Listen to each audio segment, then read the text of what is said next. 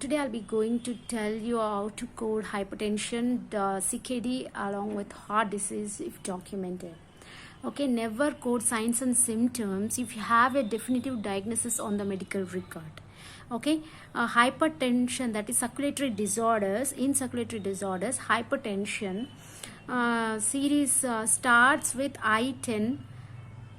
Okay, I10 to I15. Hypertension, heart disease and CKD, if all the three are mentioned on medical record, we have to assume the causal relationship that heart disease and CKD are due to hypertension. Unless and until physician states that heart disease is due to some other condition or CKD is due to some other condition, do not separately code them. We have a combination code. Hypertension with heart disease, we code I11 series along with I50. I11 is hypertensive heart disease. I50 is to identify the type of heart failure. Am I clear? Hypertension with heart disease, if mentioned, we give a combination. First is I11, that is hypertensive heart disease, followed by I50, heart failure. Secondly, if hypertension with CKD is given, we give I12 series, I12 followed by N18 series for the stage of chronic kidney disease. Okay. Thirdly, if both heart disease and CKD are present to the same patient along with hypertension, we code from I13 series, that is hypertensive heart and kidney disease. Okay, hypertension with heart and chronic kidney disease, we code I13 series followed by heart failure code, that is I50, followed by CKD N18 to identify the chronic kidney disease. Okay, then hypertension with cerebrovascular disease, hypertensive cerebrovascular disease if is documented, we give from I60 to I69 series. Hypertensive retinopathy is mentioned, then we code from I10 to I15 followed by H35.0, which is hypertensive retinopathy. If hypertension is due to underlying condition, that means secondary hypertension. Hypertension is caused due to some other condition, we code that underlying condition and also hypertension. The sequencing which should be given as the first code means it depends on the reason for encounter. Alright, then if transient hypertension is mentioned on medical record, okay, we have to code abnormal or elevated blood pressure, that is R03.0. If you see a word transient, okay, do not code I10 or I11 series, you code elevated blood pressure for transient hypertension, that is R03.0. Right, then gestational hypertension, it means patient is pregnant. During pregnancy, if hypertension is occurring to the patient, it is called gestational hypertension. We give O code first, that is O13 series. Okay, if preeclampsia or patient is pregnant with transient hypertension is given, then we code O14 series stating that patient is pregnant and she is developing transient hypertension in pregnancy. Okay, then hypertensive crisis or urgency or hypertensive emergency is mentioned, then we code I10 to I15 series. Okay, then if pulmonary hypertension is mentioned, it means hypertension is secondary, underlying causes due to lungs. Okay, secondary pulmonary hypertension is mentioned, we give I27 series, I27.1, I27.2. Then okay, I hope this is clear with hypertension. This video is all about atherosclerotic coronary artery disease, angina pectoris, cerebrovascular infarction, then myocardial infarction. Alright, okay, we'll go one by one. Atherosclerotic heart disease and angina pectoris can be assumed as cause and effect relationship in ICD-10-CM. See, unless until documentation or physician states that angina pectoris is not due to atherosclerotic heart disease or it is due to some other condition, then we should not code angina pectoris separately. Okay. The code is I25.11, that is atherosclerotic heart disease of native coronary artery with angina pectoris. I repeat, I25.11.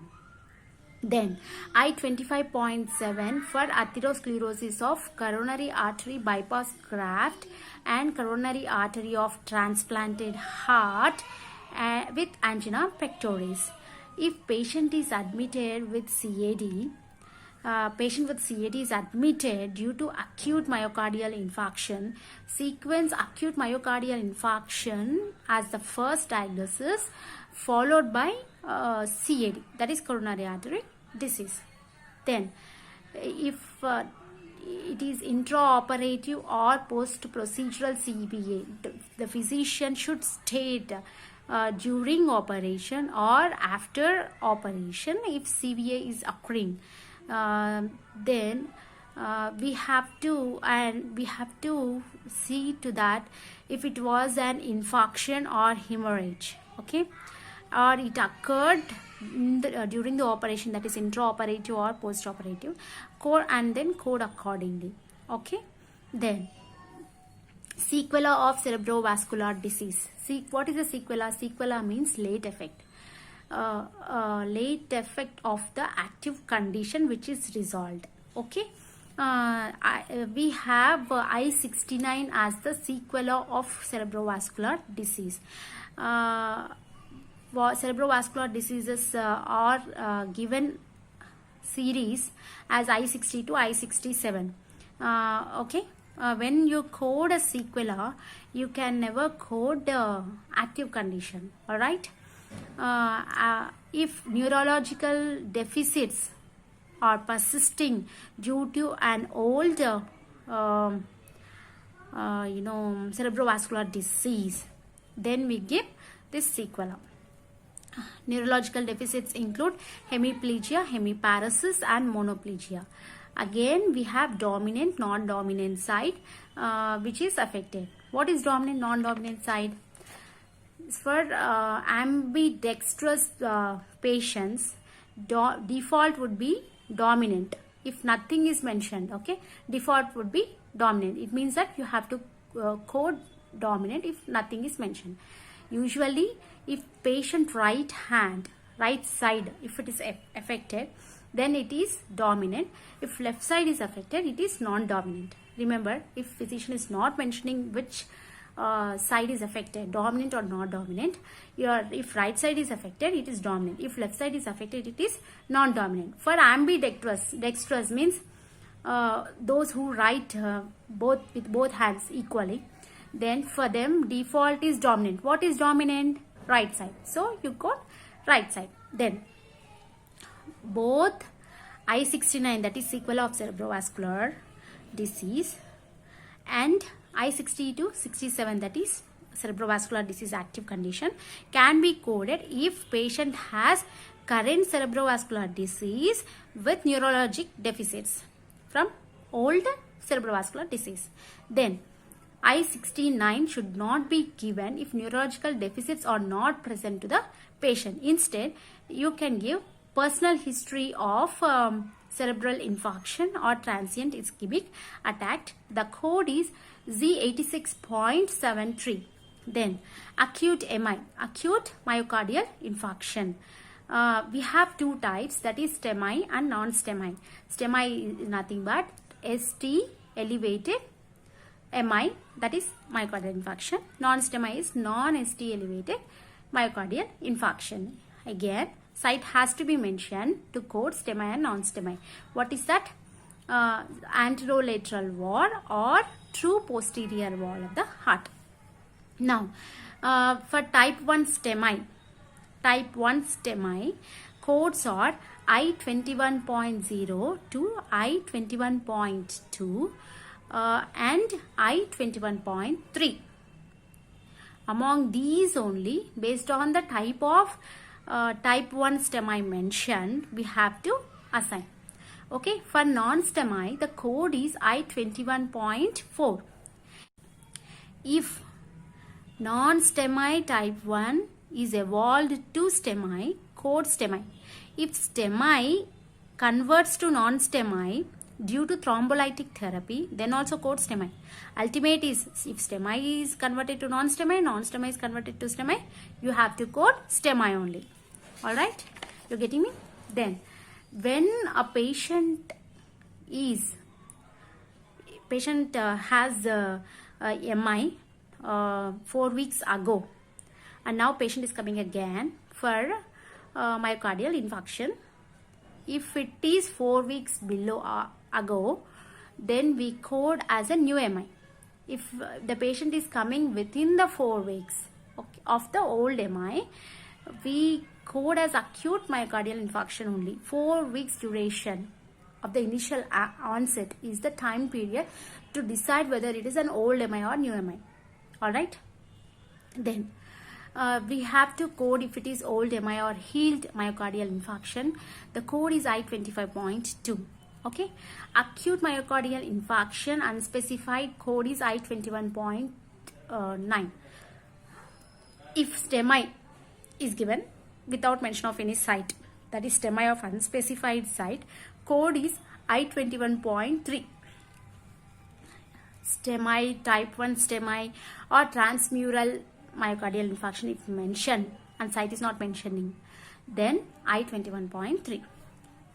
If acute myocardial infarction is non-transmural or subendocardial without mentioning site, then code subendocardial MI, acute MI. Subsequent acute myocardial infarction, how it is coded?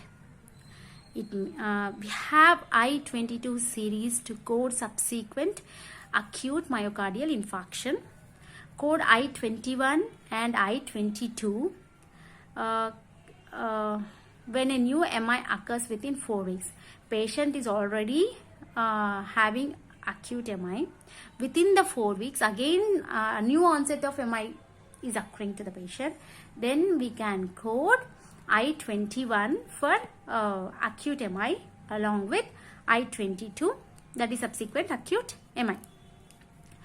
For other than type 1 unspecified, okay, we should not give I22. So this subsequent AMI should be given only when type 1 or unspecified MI is given. Okay, if it is non-STEMI or type 2 or type 3 or type 4 or type 5 STEMI is mentioned, do not assign I22. Then for subsequent type 2 AMI, code is I21.A1. For type 4, it is I21.A9. For type 5 also, it is I21.89. Then for on overall, for type 1 STEMI, I21.0 to I21.4. For type 2, that is myocardial infarction due to demand ischemia or secondary to ischemic balance, we code I21.A1 with underlying cause coded first. Then don't give I24.8, that is other forms of acute ischemic heart disease when you are giving I21.A1, because already ischemia is due. Ischemia is causing MI, the code is itself telling us. Then type 2 AMI, if it is non-STEMI or STEMI, code I21.A1. Acute MI type 3, 4A, 4B, 4C and 5 are assigned to code I21.49. I21.A9. I hope this is clear of your mind. If you have questions on this, please write to me. Okay, we'll discuss on them. Thank you.